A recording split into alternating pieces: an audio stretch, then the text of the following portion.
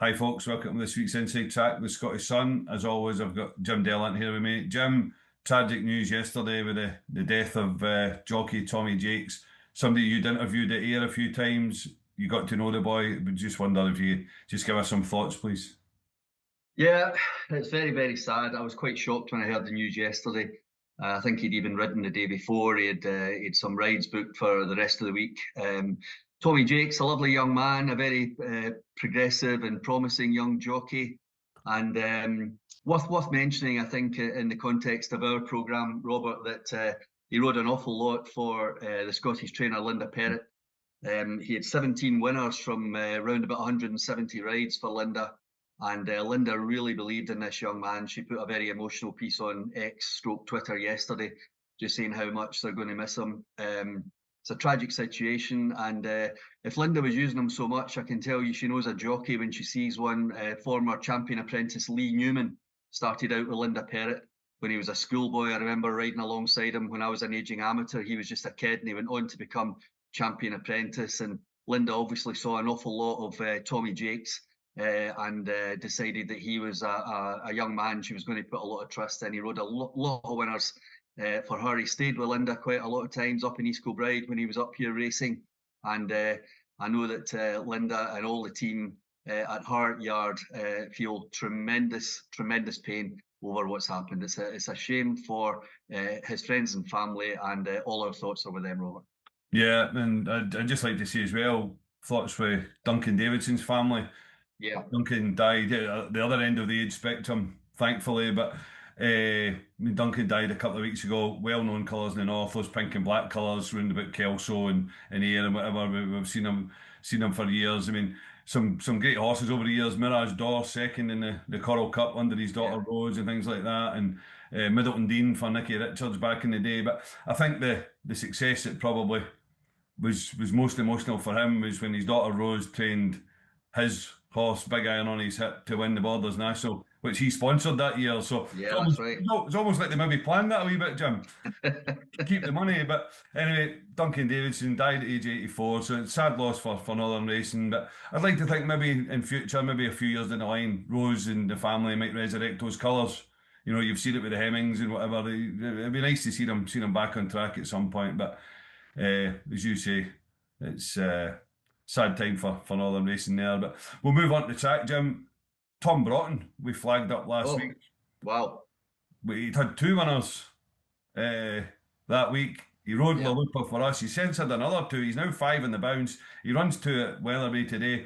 We spoke last year about when you find one of these claimers. Now, Tom Broughton's not a young man. I think he's not 29. He's been around for a while. You know, he's riding a lot of point to points and that. He's quite experienced. I think he had some time off, maybe due to his weight. I'm not 100% sure about that, but he's now back riding, doing a lot for Fergal O'Brien. But when you get these guys that are claiming £5, £7, and they just look so much value for it, you've just got to keep rolling in with them, haven't you? Yeah, he's maybe a late developer, Robert, because when I was looking at his record last week, I came across a big race win he'd had in 2018. So he's not a new kid on the block, but he's certainly an improving young rider. And as you say, once you latch onto one of these jockeys, it's like gold dust having them on your side. And I have to say, because you won't, but your tipping last week at Cheltenham, especially last Friday, was absolutely out of this world. You mentioned La Lupa going in at 14-1. We had Alnalam going in at 9-4. French Ship going in at 6-1. I think we both fancied that, but I went against that with you with Navajo Indy, and I can tell you that having had the Exacta up, it paid £50.90. So well done on that one. And of course, on the Saturday, it was good to see Conman John winning for Russell and Scudamore, 4-1 down at Cheltenham. And my saver won the big race, 3-Card Bragg at 6-1. I'd mentioned that as my saver after the main selection. Came there cruising.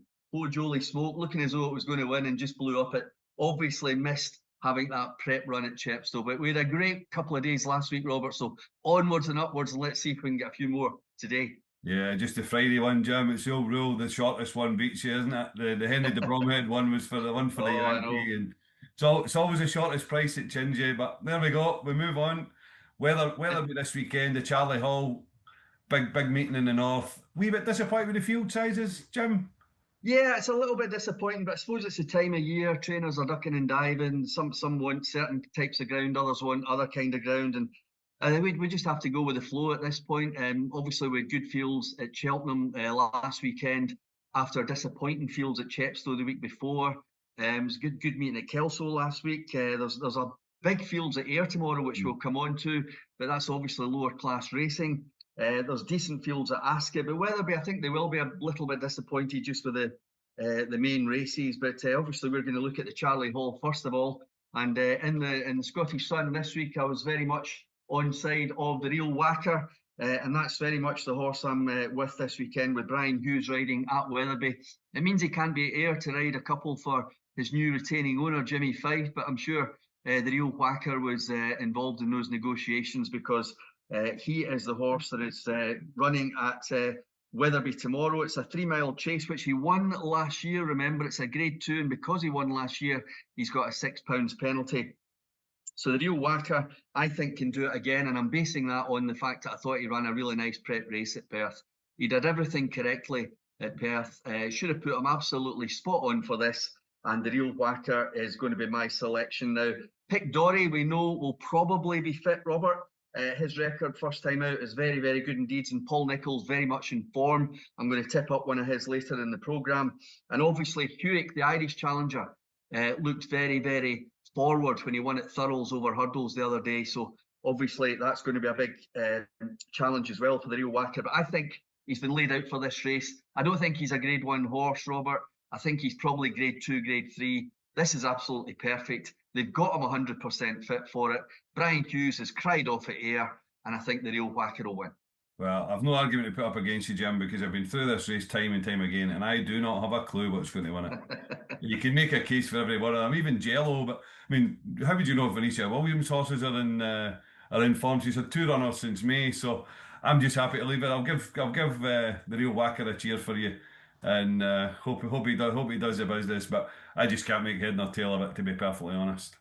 Well, you've got some fancies earlier on though. Yes, well, we'll start off at 1:15, 2-mile 3 handicap chase. Lightning Flash for the Twiston Davis. Won what was a pretty average race at Perth in September, then came out in Chepstow, chasing debut.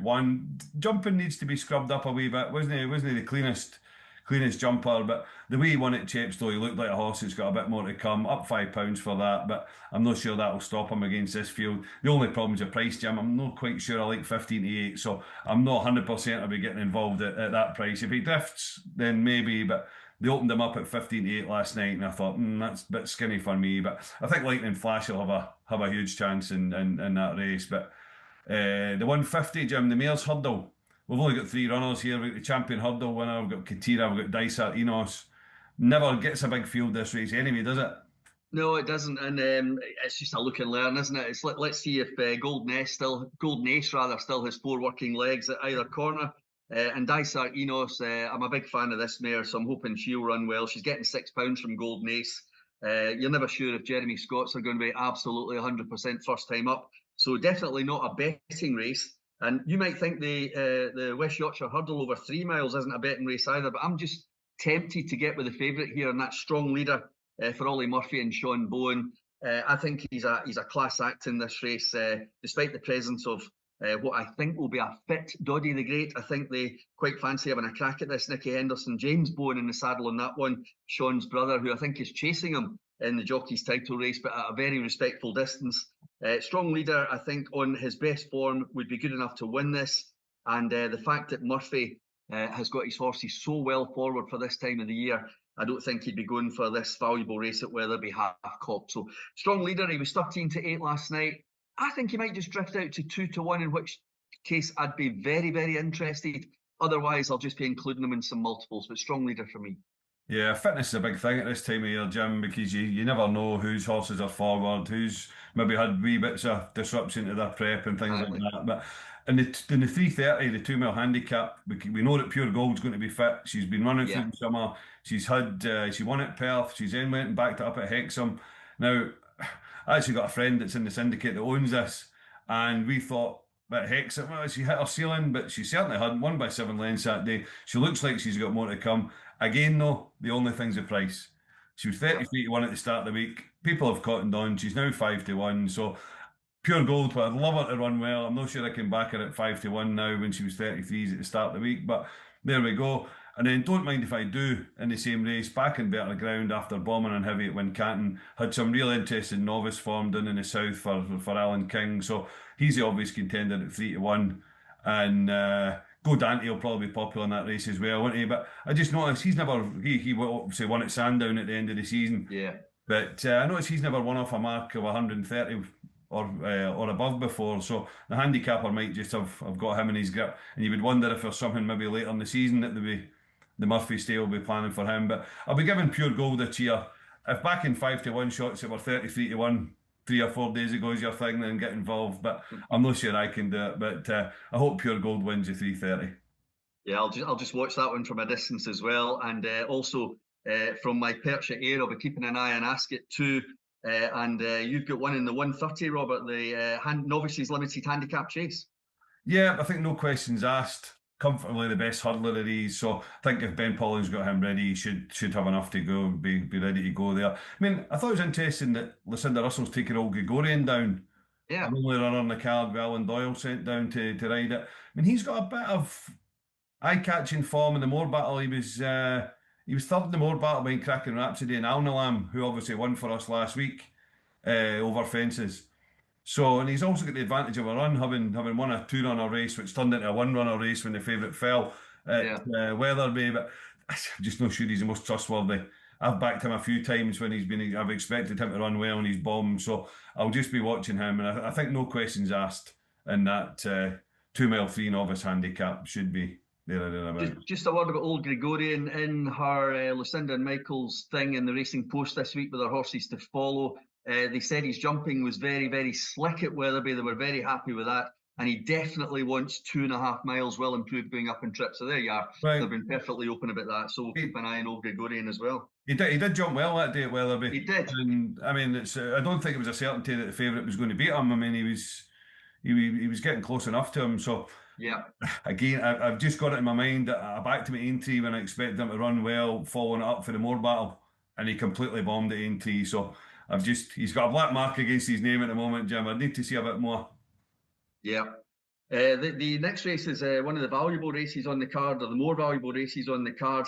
I know you've got an Irish runner on side here, but I'm going to go for Son Brut for Paul Nicholls. Jay Tidball, who rode it last time, so we're not really getting the benefit of his £5 claim since we got it last time. But Son Brut, I think, over this sharp 2 miles on what looks like being decent ground at Ascot. He has tended to be a spring horse in the past, but I think with the way Nicholls' horses are running, I think he's targeted this 100 grand race with Son Brut.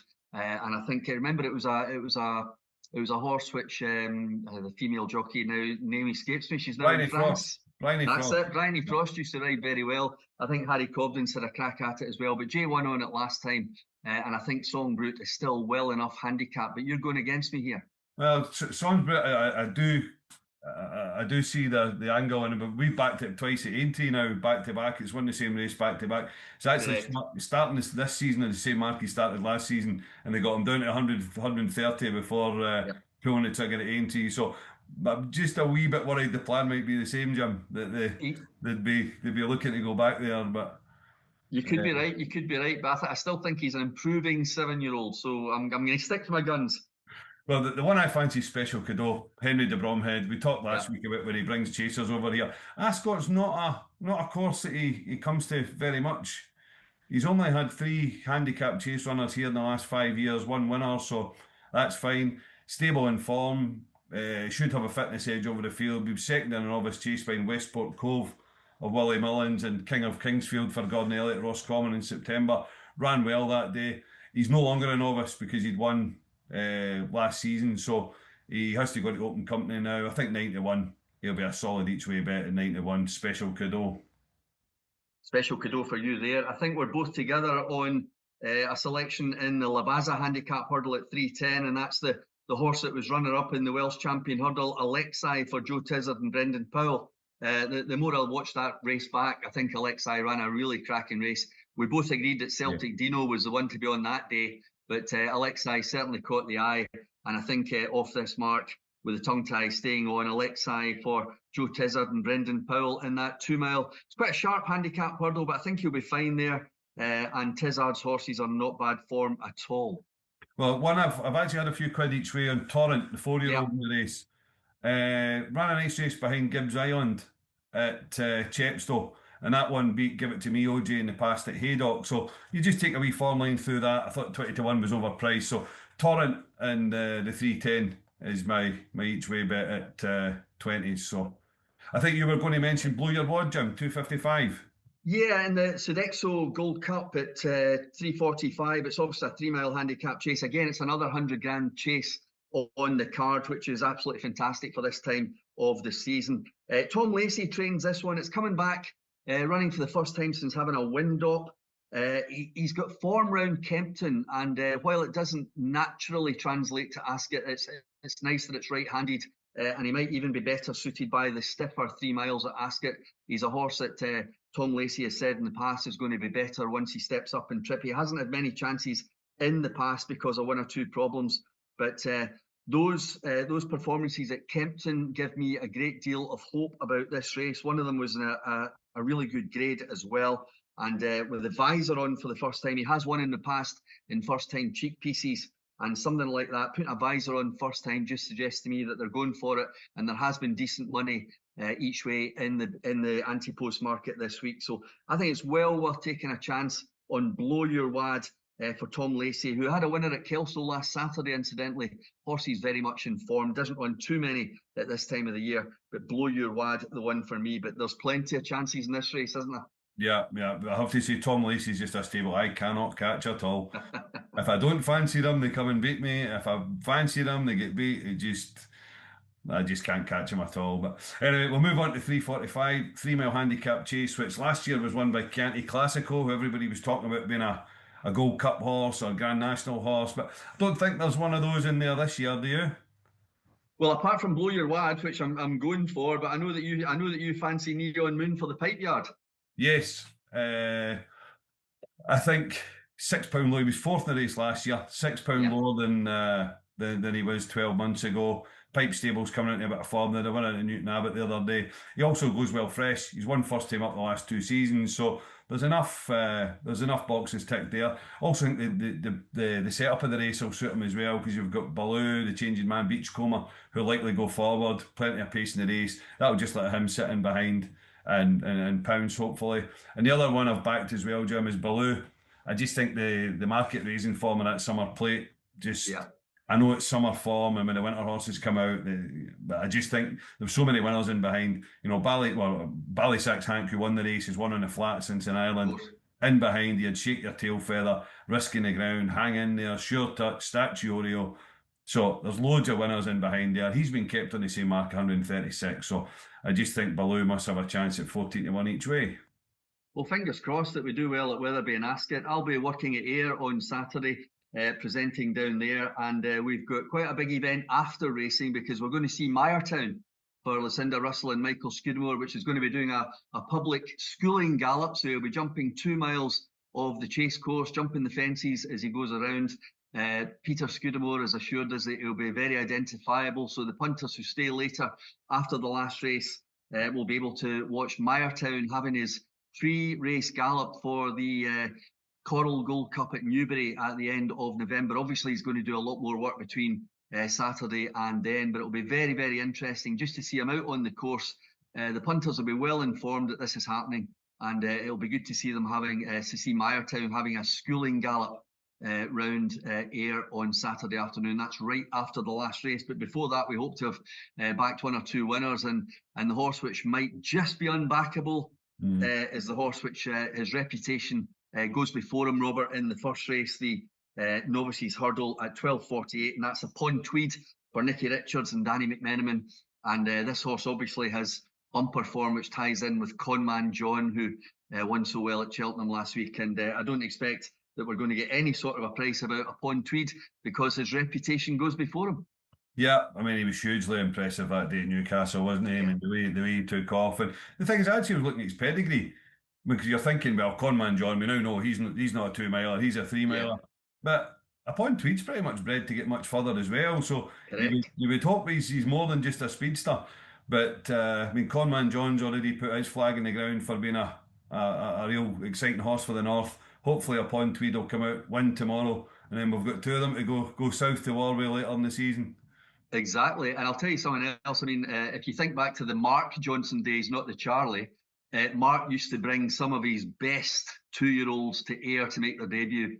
And Nicky Richards brings some of his best horses to Ayr to get them underway. And I think he'll have picked out this race well in advance to put Upon Tweed on the racecourse, jumping hurdles. And even if we can't back him, you never know. Something might be backed against him, but even if we can't back him this weekend, he's very much one for the future. We move on at Ayr to the race at 1:58, which is a handicap hurdle over 3 miles. It was won by Stuart Crawford's Ottazini last year. And Nick Alexander runs the 2 males, Elvis Mail and Ginger Mail. He's got Bruce Lynn on Ginger Mail, and he's got £10 claimer Dom Heslop, who I rate very highly on Elvis Mail, which I think brings Elvis Mail right into the equation. If he's fit, we can all have a look at Nicky's blog later on and just see exactly what he's saying about his runners at Ayr. But the one I'm going for here, and you might have stopped following this Cliff horse, Robert, but I'm still with him, and that's Nab Wood, because again, going through his form, his video form this week, having a look at this race before writing the inside track column in the Scottish Sun, I just think that Nab Wood still has an awful lot of promise about him. Nicky Richards, I've had 1 or 2 conversations with him about the horse in the past, and I think this horse has definitely got a future. Eventually over fences, but I think he can pick up a handicap hurdle along the way. He's second from his 2 runs at Ayr, even though he's won a couple of times at Kelso. But Nab Wood down there with 11 stone, Danny McMenamin in the saddle. And I think there's so many question marks about others in this race that this might be the day to back Nab Wood. But of course, we've got Whistle Stop Tour in there, a horse that's been trained for the Welsh Grand National. And is it George Walkinshaw taking off £10? Gregor, I believe. Gregor. Yeah, so I mean, he's effectively, he's £5 lower than his chase mark anyway. He's effectively going to be a run off 115 here. So, I mean, if he's got to go really close, does he not? You would think so, but remember they put the blinkers on first time at Perth for some unknown reason, because they didn't think he would act round there. And now they put the cheek pieces on for the first time, so they're wasting them as well. So he really has got to win this race if they're serious. Well, he would. I just think well, as you say, he's got to win it. I mean, he's got. I think what they're trying to do is get a confidence booster into him. I think so too. The horse got spooked at Cheltenham. He came out and he ran badly at Perth in April. Then they took him back to Perth for some unknown reason, because he doesn't like the place and he doesn't like going right-handed. And he had a bad experience there again. So the horse needs a confidence boost. The Welsh National is the plan. I mean, the upside of taking him to Perth twice is he's now £6 lower than he was. I mean, he'll get into the Welsh National of 130, which if he's the horse he was 12 months ago, then party time with that, I would suggest. On your Elvis Mail one, I think Elvis Mail will be close. He will give him a test. And reading Nick's blog last week, he's got Elvis Mail fit because he had him fit for Kelso. He said that, yeah. And he put, I can't remember the exact figures, but he put the horse's weight on it, and he was he was banging the zone where he's super fit. So the makeup of this race will be quite interesting, because Famous Bridge, another old chaser that's reverting to hurdles, he's always seemed to need a run. And Esprit de Poitiers was a horse that the Russell stable really, really liked. They ran it in the Grade 1 at Aintree, won by Brighter Days Ahead a couple of years ago. It's missed 567 days. But I think this horse might end up making the run-in for Whistle Stop Tour, because Esprit de Poitiers is a front runner. So I think that one will just give him something to aim at. But I think Whistle Stop Tour will win this race. Wouldn't be shocked, wouldn't fall off my chair if Elvis Mail won it. And if Nab Wood wins, then I'm giving it up, Jim. I'm giving it up, because I've never been able to catch him. Well, fancied him a few times and he ran like a drain, and we didn't put him up when he won. And so, best of luck to you. I think you'll find he'll be fit and fancied tomorrow, and Famous Bridge is out for a little run with something coming down further down the line. Aye. There we go. Well, we'll see. The 229, Jim. Isle of Sart looks the form pick, but I'm not sure he wants this ground, is he? I'm not sure. Mickey Bowen's horse is in tremendous form, though. Obviously, the older brother of the 2 jockey brothers, Sean and James. Isle of Sart, very much respected. I think this is quite an open race. I'm not going big on anything, despite the fact that I am tipping Tommy Combat's because I think Martin Todd Hunter's horses have been running really, really well recently. He doesn't run too many on the flat, but they've been going well. He's had one or two that he's given a run over jumps. Jetlegs was one of those that ran well at Carlisle, and that might run well at Carlisle on Sunday again. Worth noting, I'll probably mention that in the diary column in the Scottish Sun on Sunday. But Tommy Combats is a horse that Martin really, really likes. I think long term he thinks he's a 3 mile chaser, but he's got a little bit of pace about him. I think he's well handicapped. Callum Bewley takes him out this weekend, and I think Tommy Combats is probably the one to be on here at a hopefully respectable price. Without going overboard, Tommy Combats for me in the 229. And then at 340, I think this might be the start of the day actually, because Surrey Bell was one that we both fancied for the Cesarevic a couple of weeks ago, and then didn't run because of the ground. And the fact that she's having her first run over fences from her old handicap mark, which we must think is generous at 125. Craig Nicholl deputising for Brian Hughes. I think Surrey Bell should just have to canter around here and jump well. But we've got Walking on a Dream in there for Lucinda Russell and Michael Scudamore, which Ed put up in his tartan horses to follow in the Scottish Sun the other day. Derek Fox on that. Derek incidentally riding in all 7 races at Ayr on Saturday, then riding Meyertown in that racecourse schooling session. But I just think Surrey Bell has looked smart enough, especially winning on the flat here at the Gold Cup meeting. I think, excuse me, I think she's smart enough to make a winning chasing debut in a race where the others might have bigger targets later on, and I include Walking on a Dream in that. Yeah, and then in the 4:15 3 mile handicap hurdle, Be the Difference looks like a horse that his turn could be coming soon. It was good third at Kelso recently. The winner's gone in again at Carlisle next time. But my was drawn to Gordon Elliott one, the man in the boots, who has been over to the UK twice for handicap hurdles and won both of them round Perth, including off £12 higher on soft ground. So yeah. Elliott's only run on the card. Now, I think he does have a few at Carlisle on Sunday, so they're probably across for a few days. So it's maybe not that they'll just come across for this one specifically, but I think the man in the boots back over the UK. His form in Ireland's uninspiring, but he is £12 lower than the last time he won in Scotland. So the man in the boots for me there. And then we'll move on to Sunday, Jim. We've got the Colin Parker, and you fancy an old friend of the show. Yeah, very much so. The Kaluki Kid, again, that man, Nicky Richards. I'm hoping his horses run well at Ayr to give us a good idea about this one. But the Kaluki Kid did actually run in a gallop, a racecourse gallop at Ayr just a couple of weeks ago, the day after we wound up the flat season. And we had quite a lot of gallopers the following morning. Nicky sent quite a few, and the Kaluki Kid had Danny McMenamin on board that day and ran really, really well. Quite impressive, actually, in that gallop. I think he's been trained especially for this Colin Parker Memorial. I've had various conversations with Nicky over the past 12 months about this horse in particular, and he rates this horse very highly. We've discussed it on the show before.